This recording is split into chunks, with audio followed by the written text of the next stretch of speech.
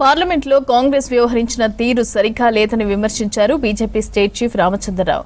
బానిస మనస్తత్వానికి కాంగ్రెస్ నిదర్శనమని ఫైర్ అయ్యారు. కాంగ్రెస్ లో ప్రజాస్వామ్యం లేదని, కుటుంబ ఆధిపత్యం మాత్రమే ఉందని విమర్శించారు.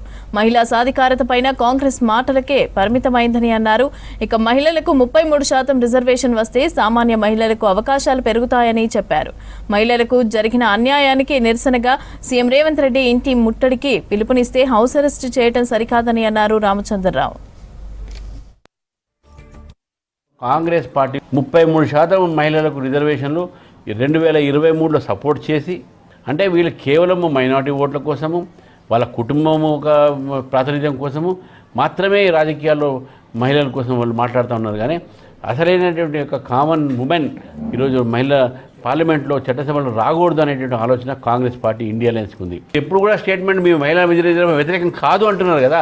కాబట్టి ఈరోజు మా మహిళలు, మా పార్టీలో ఉన్నటువంటి యువకులు అందరూ కూడా ముఖ్యమంత్రి గారి ఇంటి మీద ముట్టడికి మేము బయలుదేరుతుంటే మమ్మల్ని హౌస్ అరెస్ట్ చేయడం జరిగింది. ఈ హౌస్ అరెస్ట్ని కూడా ఇదొక మాకు ముట్టడి కూడా చేసేటటువంటి అవకాశం కూడా ఇవ్వట్లేదు.